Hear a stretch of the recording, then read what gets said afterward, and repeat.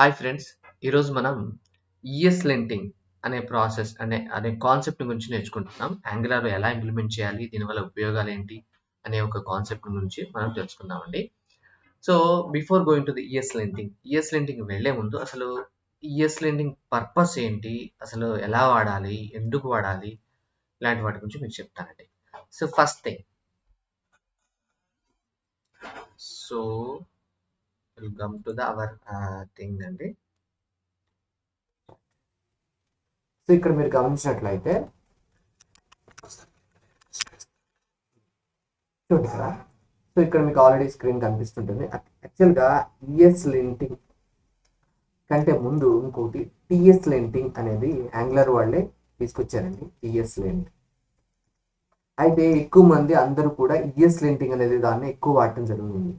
So దీంతో వాళ్ళు ఏం చేశారంటే, సో ఇన్స్టెడ్ ఆఫ్ టిఎస్ దీన్ని డెప్రికేట్ చేశారు. సో నా మోస్ట్ ఆఫ్ ద పీపుల్ అందరూ కూడా వాడేది ఏంటంటే ఈఎస్ లింటింగ్. ఓకే, అందరూ కూడా వాడేది ఈఎస్ లింటింగ్. సో దీనికోసం మైగ్రేషన్ అంటే టిఎస్ నుంచి అండి ఈఎస్ లింటింగ్ ఎలా మైగ్రేట్ చేయాలి, సో అటువంటి ప్యాకేజ్ కూడా మనకు వచ్చేసాయి. అయితే ఇక్కడ ఫస్ట్ మీరు గమనించాల్సిన పాయింట్ ఏంటంటే,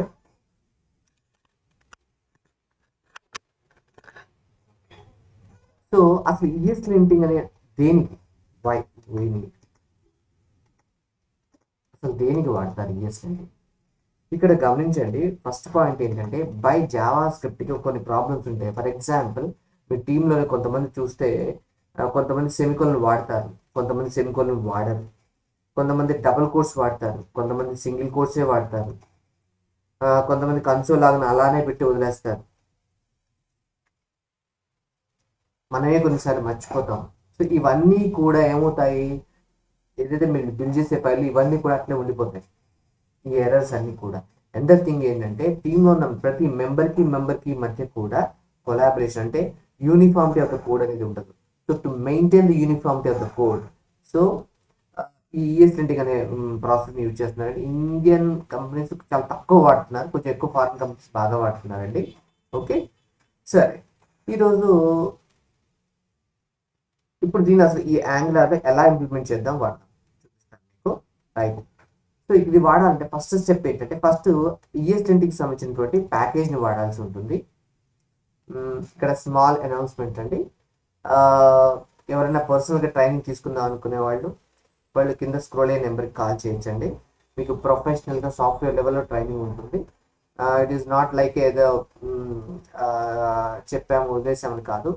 మా దగ్గర ఎలా ఉంటుందంటే, along with the training will provide you the mentorship also. మీరు ఎక్కడైనా స్ట్రక్ అయినా కూడా ఇక్కడ ఎలా చేయాలి, ఏదో ట్రైనింగ్ అయిపో ఉద్దేశం అనేది కాదు. ఓకే, ఎలా చేయాలి అనే కాన్సెప్ట్ కూడా మీకు ఇక్కడ ప్రొవైడ్ చేస్తాము. నెక్స్ట్ వచ్చేసరికి ఇక్కడ మీకు గమనించాల్సింది, కొంతమందికి సపోర్ట్స్ కావాలని కూడా మేము ప్రొవైడ్ చేస్తున్నాము. ఓకే, సో ఇక్కడ అసలు ఈ ప్యాకేజ్ని ఏ ప్యాకేజ్ని ఎలా వాడాలి, ఇక్కడ ఏం ప్యాకేజ్ మనం ఇన్స్టాల్ చేసుకోవాలి, ఇది చాలా సింపుల్ అండి. కాకపోతే ఈఎస్ లింటింగ్ అనే కాన్సెప్ట్ ఎలా ఉంటుందంటే, ఇది కొత్త టెక్నాలజీ, ఇది కొత్త టెక్నాలజీ కాదండి. బై డిఫాల్ట్ జావా స్క్రిప్ట్కి అంటే ఒక ఎర్రర్స్ని చూసే విధానం అనేది ఉండదు. సో దాన్ని కంట్రోల్ చేయడం కోసమే ఈ కాన్సెప్ట్ వచ్చింది.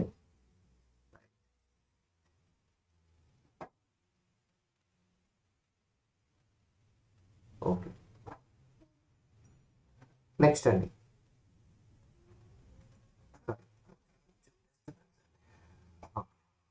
సో ఇప్పుడు ఇక్కడ మనం ఒక ప్యాకేజ్ని మనం ఇన్స్టాల్ చేయాల్సి ఉంటుంది ఈ ఈఎస్ లింటింగ్ అనే ప్రాసెస్ కోసం.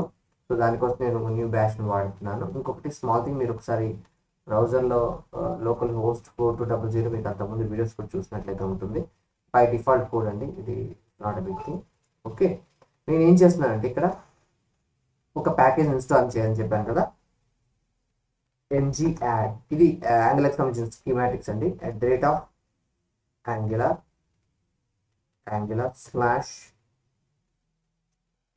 hyphen ESLint slash schematics. Okay, ESLint hyphen schematics. So మీరు ఇది ఎప్పుడైతే యాడ్ చేస్తారో ఫస్ట్ గుర్తుపెట్టుకోండి, ఇది ఎప్పుడైతే ఈ ప్యాకేజ్ యాడ్ చేస్తారో మనకి ఒక కొత్త ఫైల్, న్యూ ఫైల్ అనేది తయారవుతుంది. ఓకే, ప్లస్ 2 ఫైల్స్లో చేంజెస్ జరుగుతాయి. టూ ఫైల్లో టూ టూ ఫైల్స్లో చేంజెస్ అనేవి అంటే అప్డేట్ అవుతాయి. ఓకే, సో 1 ఫైల్ కొత్తగా వచ్చే ఫైల్ ఏంటంటే ESLint అనే ఫైల్ అండి. ఇది నేను అడుగుతుంది యాడ్ చేయమంటారా అని వై అని ఎంటర్ కొట్టండి. ఇక్కడ మీరు గమనిస్తే ESLint అనే ESLint అనే ఫైల్ తయారు చూడండి ఇక్కడ. సో దాంతో పాటుగా angular.json సంబంధించినటువంటి ఫైల్లో కూడా మీకు అప్డేషన్ జరుగుతుంది. angular.json plus package.json. మీకు ఆల్రెడీ తెలుసు package.json, బికాస్ మనం ప్యాకేజ్ ఇన్స్టాల్ చేస్తాం కాబట్టి మనకు వస్తుంది అనమాట. రైట్, ఇన్స్టాల్ టైం పడుతుందండి because it is not like a plain package, it like a schematics. Right,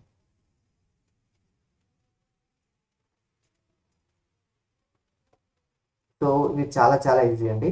ఎవరికైనా అంటే దీనికి కంప్లీట్ సిరీస్ ఆఫ్ వీడియోస్ కూడా ఉన్నాయి. మీకు కావాలనుకునే వాళ్ళు ఒకసారి కింద స్క్రోల్ అయ్యే నెంబర్ కంప్లీట్ మీరు కాల్ చేసినట్లయితే దీనికి కంప్లీట్ ESLint కంప్లీట్ సిరీస్ కూడా మీకు ప్రొవైడ్ చేస్తాము. ఓకే, సో ఇక్కడ అంటే ఈ వీడియోలో మీకు వచ్చేలా జస్ట్ ESLintని ఎలా అప్లై చేయాలి, దీనివల్ల ఉపయోగాలు ఏంటి అనే వాటిని మీకు ఎక్స్ప్లెయిన్ చేస్తాను. సో మీన్ టైం ESLint అసలు యాక్చువల్గా మీకు వాళ్ళ అఫీషియల్ వెబ్సైట్ చూపిస్తానండి. ESLint అని కొత్తగానే ఆటోమేటిక్ వస్తుంది చూడండి. To find and fix the problems in your JavaScript code. జావాస్క్రిప్ట్లో కోడ్లో ఉన్నటువంటి ప్రాబ్లమ్స్ని ఫిక్స్ చేయడానికి దీన్ని వాడతారు. ఓకే, ఇంకొకటి మీరు గమనించాల్సిన పాయింట్ మెయిన్ థింగ్ ఏంటంటే ఏదైతే ఈ ప్యాకేజ్ ఉంటుందో ఇది ఏదైతే లింటింగ్ అనేది నాట్ ఓన్లీ మీరు యాంగులర్ కాదు, రియాక్ట్ వాడుకోవచ్చు, ప్లెయిన్ జావాస్క్రిప్ట్ కోడ్ కూడా మీరు వాడుకోవచ్చు. It not only for react. అది మైండ్లో పెట్టుకోండి. అంటే మీరు ఒకవేళ ESLint నేర్చుకున్నట్లయితే దేర్ ఇస్ నో రియాక్ట్కి ఇంకో విధంగా అనుకోబాకండి, ఆల్మోస్ట్ సేమ్. ఓకే, సో మీకు ఇక్కడ గమనిస్తే మీకు ఆల్రెడీ 1 ఫైల్ ఒక న్యూ ఫైల్ ఉందని చెప్పాను, 2 ఫైల్స్ అప్డేట్ అవుతుందని చెప్పాను. 1 ఏంటంటే ESLint rc.json ఇక్కడ మీకు కనిపిస్తుందా. ఓకే, నెక్స్ట్ 2 ఫైల్లో package.json, మన కొత్త ప్యాకేజ్ కూడా ఆటోమేటిక్ ఇక్కడ ఉంటుంది.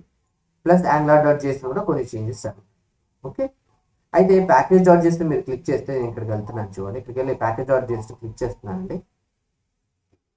క్లిక్ చేస్తే చూడండి ఈ రెండు యాడ్ అవుతాయి. అంతకుముందు జస్ట్ NG తెస్తుంది, NG-lint అనేది కూడా యాడ్ అయింది. గమనించండి, ఇక్కడ కామ వచ్చి లింట్ కూడా యాడ్ అయింది. గిట్లోకి వెళ్తే మీకు కనిపిస్తుంది. ఓకే, సరే, ఓకే, బాగానే ఉంది. సో ఇప్పుడు మనం దీన్ని బట్టి మీరు package.json ఈ కమెంట్ బట్టి సో మనం నెక్స్ట్ లింటింగ్ ప్రాసెస్ చేయాలంటే NG-lint అనేది వాడాలని మనకు అర్థం. ఓకేనా, సో ఇక్కడికి వచ్చేసరికి మీరు ఏం చేస్తారు అంటే ఓకే మీరు ఇంప్లిమెంట్ చేస్తారు, బాగానే ఉంది, అంతా బాగానే ఉంది. ఓకే, సరే మనం ఇది అఫీషియల్ వెబ్సైట్ గుర్తుపెట్టుకోండి. వాళ్ళ అఫీషియల్ వెబ్సైట్ అంటే మీరు ESLint కంప్లీట్ డెప్త్ నేర్చుకోవాలనుకునే వాళ్ళు ఈ అఫీషియల్ వెబ్సైట్కి వెళ్ళి నేర్చుకోవచ్చు. లేదు సార్ మాకు ఆల్రెడీ మీ ట్రైనింగ్ వీడియోస్ కూడా ఉన్నాయండి, మీకు కావాలంటే మేము ప్రొవైడ్ చేస్తాము. చూడండి ఇక్కడ. సో అంటే నేను చేసినటువంటి ప్రాజెక్ట్లో లింటింగ్కి సంబంధించినటువంటి it is nothing but type of grammatical errors అనుకోండి.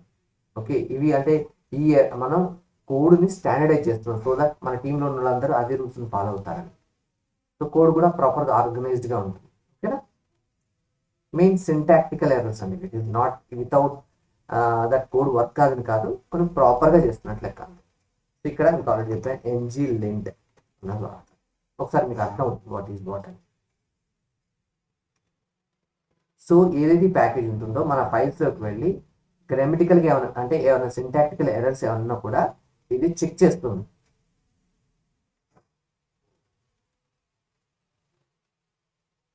చూడండి ఇక్కడ ఏమంటుంది, ఆల్ ఫైల్స్ పాస్ లింటింగ్, అన్ని ఫైల్స్ కూడా లింటింగ్ పాస్ అయ్యాయి అని చెప్తుంది. ఓకే, సో ఇది అనమాట. ప్రతిసారి మీరు అంటే డిప్లాయ్ చేసే ముందు కంపల్సరీ దీన్ని రన్ చేసుకోవాల్సిన అవసరం ఉంటుంది. ఓకేనా, రైట్, బాగానే ఉంది. ఇప్పుడు మనం ఒక చిన్న విషయం అండి, మీకు ఒక angular.jsonకి వెళ్తాను.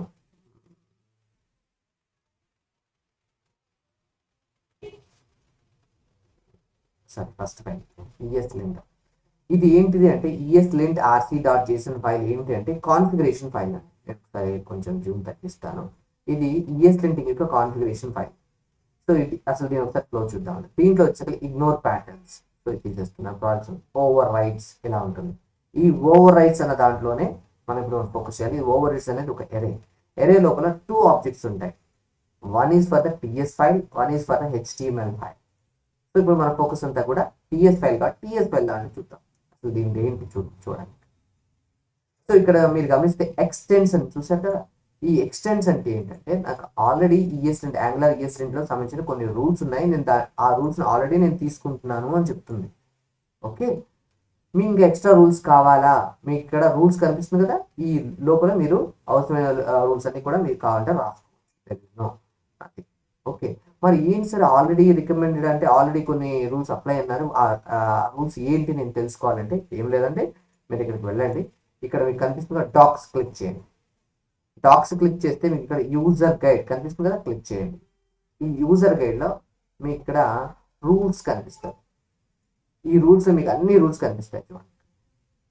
మొత్తం అన్ని రూల్స్ మీకు ఇక్కడ చూసుకోవచ్చు. ప్రతి ఒక్క దాని డీటెయిల్ కూడా చూసుకోవచ్చు, అవి ఎలా అప్లై చేయాలి చూసుకోవచ్చు, అన్ని చూసుకోవచ్చు. ఇక్కడ చూడండి, ఎక్స్టెన్స్ రికమెండెడ్, వేటికైతే ఇలా టిక్ మార్క్ ఉంటుందో అవి రికమెండెడ్ అనమాట. అంటే అవి జనరల్గా ప్రతి ఒక్క కామన్గా ఉపయోగపడే రూల్స్ అనమాట. సో అటువంటి ఇప్పుడు చూడండి, ఇది రికమెండెడ్ కాదు, ఇది రికమెండెడ్, ఇలా టిక్ ఉన్నాయన్నీ కూడా రికమెండెడ్ రూల్స్. మీరు ఎప్పుడైతే ఆ ప్యాకేజ్ వాడతారో ఇవన్నీ కూడా అప్లై అయిపోతాయి, గుర్తుపెట్టుకోండి. ఓకేనా సార్, నాకు అలా కాదు సార్, నేను కొత్త రూల్ని యాడ్ చేయాలి. ఫర్ ఎగ్జాంపుల్ నేను నా ప్యాకేజ్లో అంటే నా ప్రాజెక్ట్లో ఎట్లా కన్సోల్ లాగా వాడకూడదు, దాన్ని ఎలా చెక్ చేయాలి? ఏం లేదండి, ఇక్కడ నేను కంట్రోల్ F కొడతాను, కన్సోల్ అని కొడతాను చూడండి. ఇక్కడ నో కన్సోల్ కనిపిస్తుంది కదా, నో కన్సోల్. మీరు ఇప్పుడు బ్యాక్ వెళ్తాను, నేను ఇక్కడ కంట్రోల్ క్లిక్ చేసి సపరేట్గా ఓపెన్ అవుతుంది. దానికి సంబంధించి ఎలా ఇంప్లిమెంట్ చేయాలి అవన్నీ కూడా మీకు ఇక్కడ ఉంటాయి.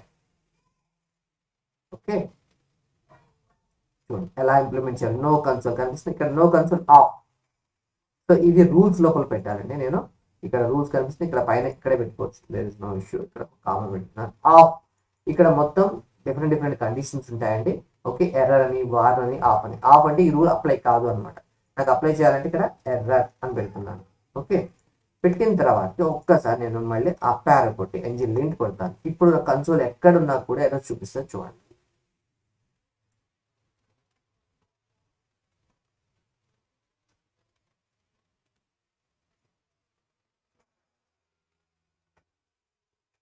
అంటే మన ప్రాజెక్ట్ ఇక్కడ చూడండి. సో పలానా ఫైల్లో నాకు మీరు కన్సోల్ లాగ్ వాడారు అని చెప్తుంది. ఇక్కడ చూడండి, కన్సోల్ లాగ్ స్టేట్మెంట్ అనేది ఉంది. ఎక్కడ ఉంది? main.ts ఫైల్లో. మీరు కంట్రోల్ పెట్టుకుని దాన్ని క్లిక్ చేయండి, మీకు కనిపిస్తుంది చూసారా, కన్సోల్ వాడారు. ఇక్కడ కనిపిస్తుందా? సో సో రూల్స్ ప్రకారం ఏంటి, వాడకూడదు.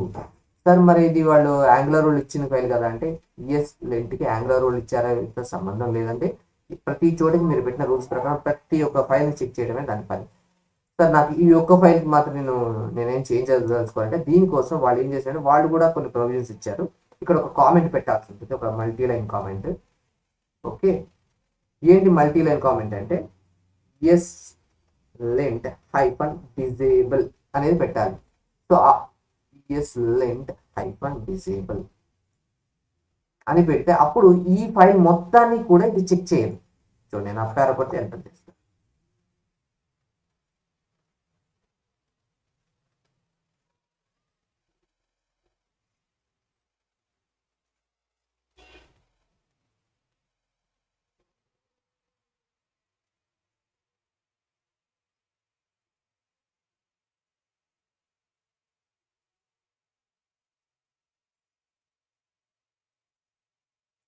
చూడండి, ఇప్పుడు అర్థమైంది ఇప్పుడు మీకు.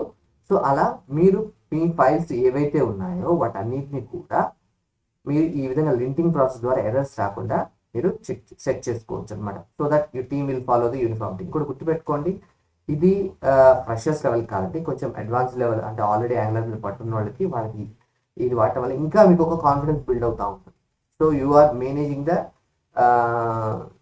Standard code. It is not like a raw code కాకుండా ఒక ప్రాపర్ రూల్స్ ఫాలో అవుతున్నట్టుగా ఉంటుంది. ఎందుకంటే మీరే రూల్స్ సెట్ చేసుకున్నారు కాబట్టి ఒకవేళ ఆ రూల్ తేడా వస్తే కూడా మీకు ఇది చెప్పేస్తుంది. ఓకేనా? So thanks for seeing this video. So ఎవరికైనా ఇంట్రెస్ట్ ఉన్న వాళ్ళు కింద నెంబర్కి కాల్ చేసి ఈ వీడియోస్ కూడా మీకు ఉన్నాయి, మీకు ప్రొవైడ్ చేస్తాము. ఇట్స్ మినిమల్ కాస్ట్ అండి, it is not big thing. Okay, ఆ ఇంట్రెస్ట్ ఉన్న వాళ్ళు ఈ నెంబర్కి సంబంధించి మీరు కాంటాక్ట్ అయినట్లయితే మీకు ప్రొవైడ్ చేస్తామండి. Thanks for seeing this video. Signing off code with Vamsi.